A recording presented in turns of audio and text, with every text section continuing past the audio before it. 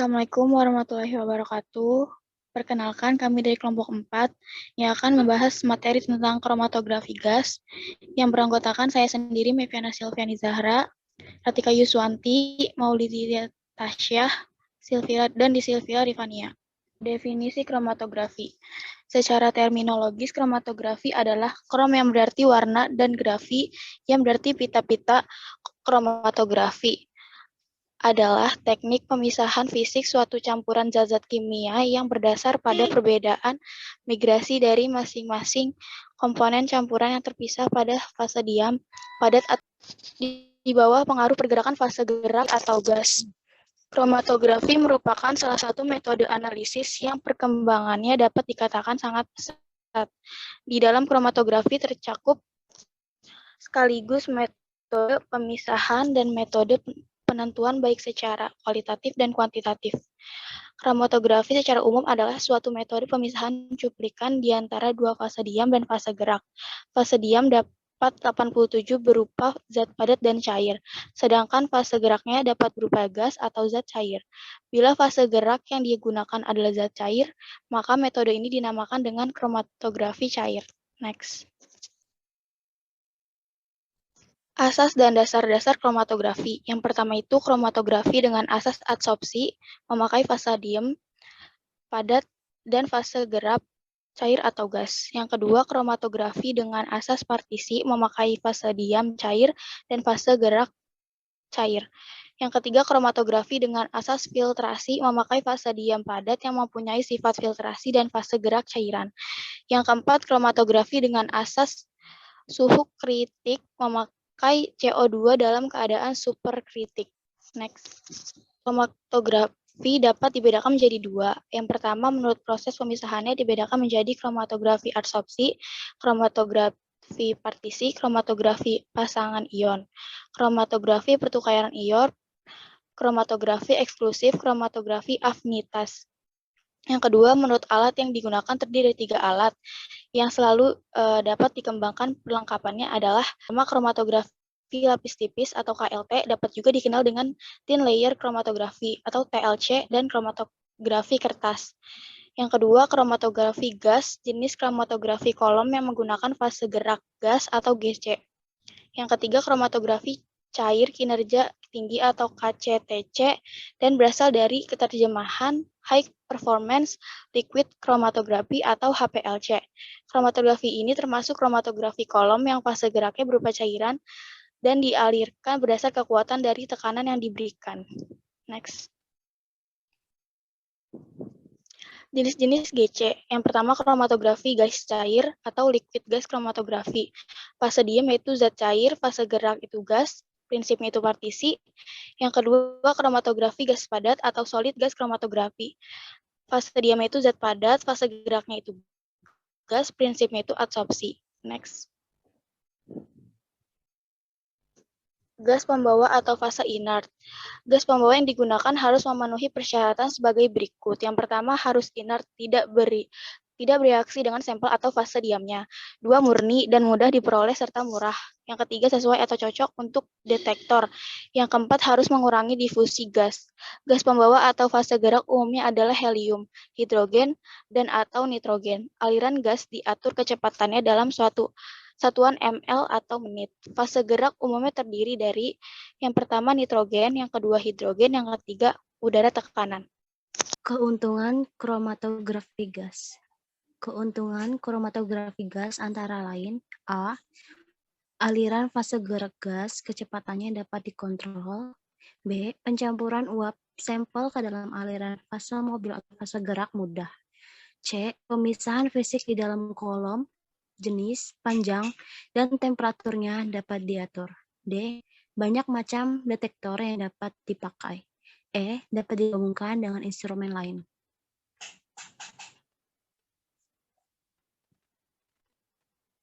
Lalu ada skema kromatografi gas. Yang pertama ada carrier gas, yang kedua ada follow controller, yang ketiga ada injector port, yang keempat ada column atau column of vent, yang kelima ada detektor, yang keenam ada recorder.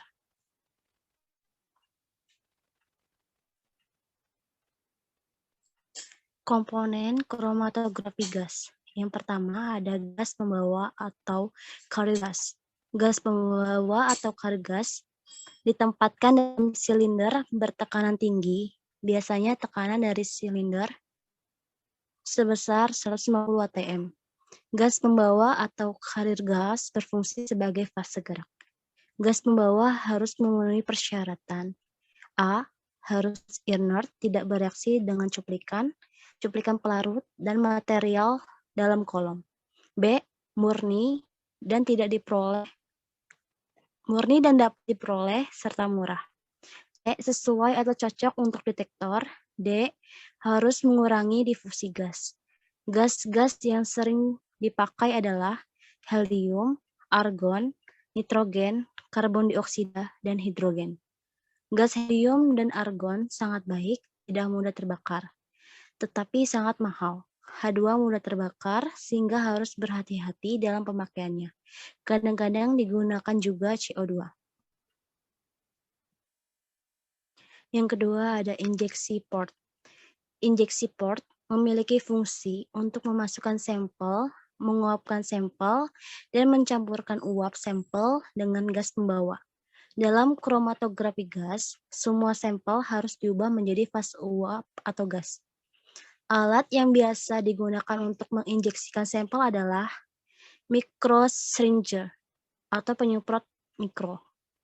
Sampel gas atau cair diinjeksikan melalui diafragma, silikon karet atau sekat atau septum menuju penguap cahaya pada kolom utama atau port sampel, biasanya sekitar 50 derajat Celcius di atas titik didih komponen sampel yang paling menguap.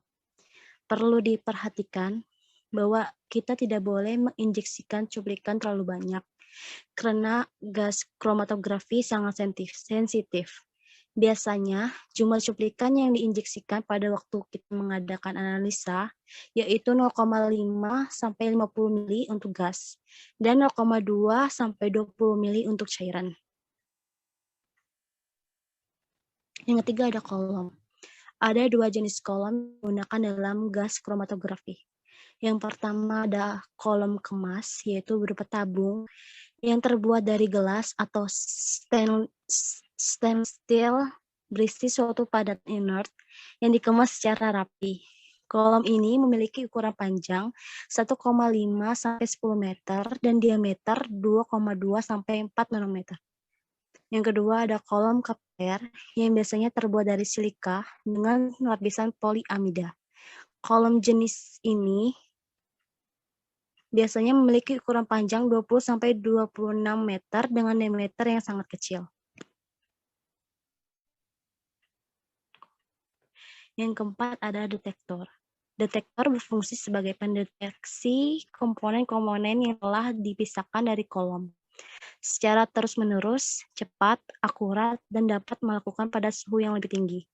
Fungsi umumnya mengubah sifat-sifat molekul dari senyawa organik menjadi arus listrik. Kemudian arus listrik tersebut diteruskan ke recorder untuk menghasilkan kromatogram. Detektor yang umum digunakan yaitu A. Detektor hamparan panas atau thermal conductivity detector atau TCD. Yang B. Detektor ionisasi nyala atau flame ionization detector atau FID. Yang C. Detektor penangkap elektron capture detector atau SCD. Yang D. Detektor fotometrik nyala atau flame photometric detector atau FPD. Yang E. Nyala alkali. Yang F. Detektor spektroskopi massa. Detektor yang paling umum digunakan dalam gas kromatografi yang pertama detektor ionisasi nyala atau FID, yang kedua detektor konduktivitas termal atau TCD. Keduanya peka terhadap berbagai komponen dan dapat berfungsi pada berbagai konsentrasi. Sementara TCD pada dasarnya universal dan dapat digunakan untuk mendeteksi setiap komponen selain gas pembawa, atau selama konduktivitas mereka berbeda dari gas pembawa. Suhu detektor dalam jumlah besar sensitif terutama untuk hidrokarbon, sedangkan FID tidak dapat mendeteksi air. PCD adalah detektor non-destruktif, sedangkan FID adalah detektor destruktif. Biasanya detektor ini akan dihubungkan dengan spektroskopi massal, sehingga akan menjadi rangkaian alat gas kromatografi atau mass spektroskopi. Yang kelima, oven column. Oven column terletak di dalam sebuah oven dalam instrumen. Suhu oven harus diatur dan sedikit di bawah titik gigi sampel. Jika suhu diset terlalu tinggi, cairan fase diam bisa teruapkan. Juga sedikit sampel akan larut pada suhu tinggi dan bisa mengalir terlalu cepat dalam kolom sehingga menjadi terpisah. Yang keenam ada recorder. Recorder berfungsi sebagai pengubah sinyal dari detektor yang diperkuat melalui elektrometer menjadi bentuk kromatogram.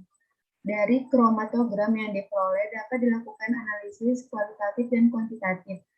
Analisis kualitatif dengan cara membandingkan waktu retensi sampel dengan standar. Analisis kuantitatif dengan menghitung luas area maupun tinggi dari kromatogram. Sinyal analitik yang dihasilkan detektor disambungkan oleh rangkaian elektronik agar bisa diolah oleh recorder atau sistem data. Selanjutnya ada prinsip kerja. Yang pertama, gas dalam silinder baja bertekanan tinggi dialirkan melalui kolom yang berisi fase diam. Yang kedua, cuplikan yang berisi campuran yang akan dipisahkan disuntikan ke dalam aliran gas tersebut.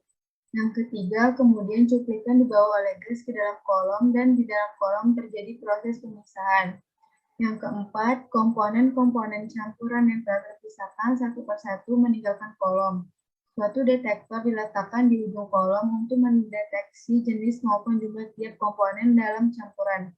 Yang kelima, hasil pendeteksian direkam dengan recorder dan dinamakan kromatogram yang terdiri dari beberapa peak. Jumlah peak yang dihasilkan menyatakan jumlah senyawa yang terdapat dalam campuran. Contoh analisis dengan kromatografi gas. Analisis etanol dengan kromatografi gas. Yang pertama prosedurnya, preparasi sampel. Sampel alkohol diambil kurang lebih 100 ml merek tertentu dan diambil sebanyak 3 kali.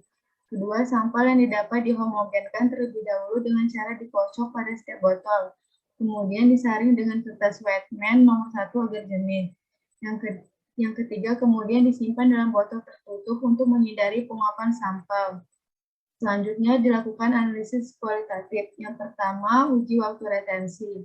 Etanol proanalisa kurang lebih 800 mikroliter diambil dengan mikropipet, kemudian masukkan ke dalam labu ukur 1 mili, kemudian diencerkan dengan aquades hingga tanda dan dikocok.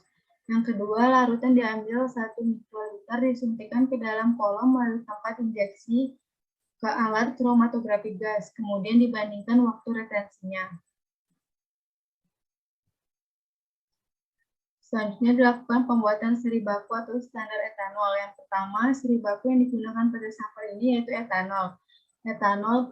Yang kedua, etanol proanalisa kurang lebih 200, 400, 600, 800, dan 1000 mikroliter diambil menggunakan mikropipet. Kemudian ke masing-masing labu ukur 1 mikroliter. Kemudian diencerkan dengan aquades hingga tanda dan kocok hingga homogen.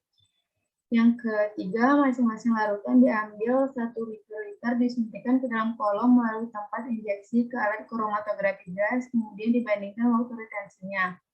Selanjutnya, pembuatan kurva baku. Yang pertama, larutan baku sebanyak 1 mikroliter dari masing-masing konsentrasi seri larutan baku disuntikan ke dalam kolom melalui tempat injeksi ke alat kromatografi gas. Yang kedua, setelah didapat kromatogram, dihitung luas area dari etanol. Yang ketiga, dilakukan replikasi 3 kali. Dan yang terakhir, penetapan kadar sampel. Yang pertama, sampel yang telah dipreparasi sebanyak 3 sampel masing-masing dikocok hingga homogen. Yang kedua, masing-masing sampel sebanyak 1 mikroliter diinjeksikan ke dalam kolom kromatografi gas dengan sistem yang sudah dioptimasi. Yang ketiga, nilai AUC yang didapatkan kemudian dimasukkan ke dalam persamaan regresi kurva baku etanol, maka akan dapat kadar etanol dalam sampel. Selanjutnya, yaitu kondisi pengukuran kromatografi gas. Yang pertama untuk parameter, di sini ada untuk parameter dan kondisi pengukurannya. Yang pertama kecepatan alir gas, untuk parameternya dan untuk kondisi pengukurannya yaitu 6,25 ml per menit.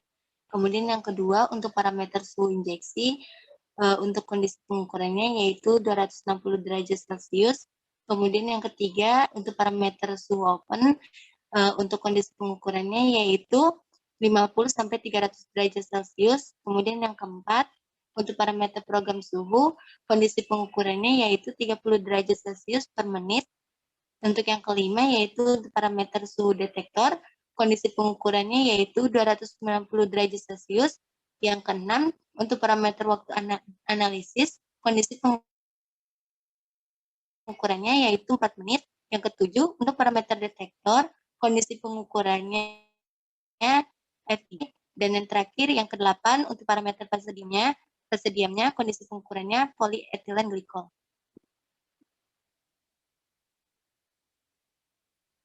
Kemudian untuk hasilnya dari analisis, di sini ada analisis etanol dengan kromatografi gas. Nah, untuk hasilnya ini, yang pertama analisis kualitatif. Untuk standar etanolnya, kromatografinya seperti ini, dapat dilihat gambar tersebut. Kemudian untuk sampel etanol sendiri, kromatogramnya seperti ini, dapat dilihat gambar tersebut. Dari kedua hasil dari standar etanol dan sampel etanol sendiri, yaitu secara kualitatif kedua kromatogram etanol standar dan sampel mempunyai waktu retensi yang sama pada 3,65 menit, maka sampel dikatakan mengandung senyawa etanol.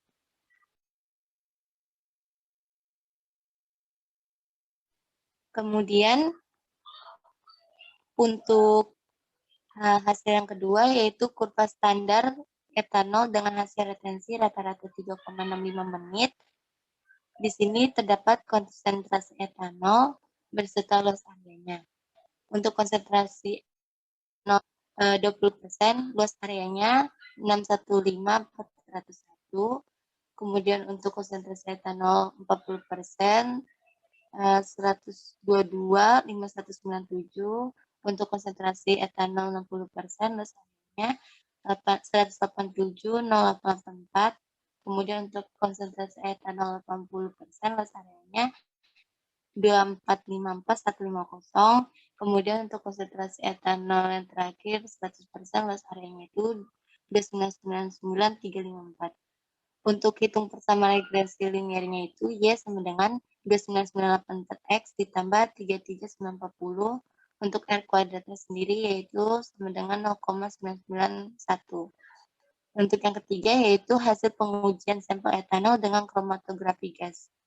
Nah, di sini terdapat waktu retensi etanol per menit berserta luas area. Untuk replika satunya ini, waktu retensi etanol per menitnya itu 3,653, luas areanya itu 189,6894. Untuk replika kedua, waktu retensinya per menit, waktu retensi etanol per menit yaitu 3,672, luas areanya itu 190,6794. Dan untuk replika yang ketiga yaitu waktu retensi etanol per menit yaitu 3,667, luas areanya itu 1886880. Kemudian untuk hasil yang terakhir yaitu yang keempat yaitu perhitungan kadar dengan menggunakan persamaan regresi linear.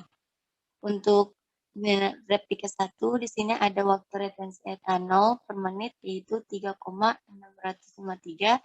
Kemudian untuk luas areanya itu yaitu 187,694.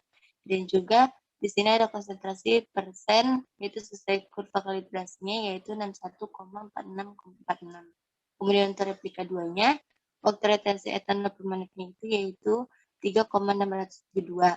Untuk luas areanya 190,6794 dan juga konsentrasi persen sesuai kurva kalibrasinya yaitu 62,4618. Untuk replika 3-nya, waktu retensi etanol per menitnya itu didapatkan 3,667, kemudian untuk luas areanya yaitu 187,9880 dan juga konsentrasi persen sesuai kurva kalibrasinya yaitu didapat 61,5642.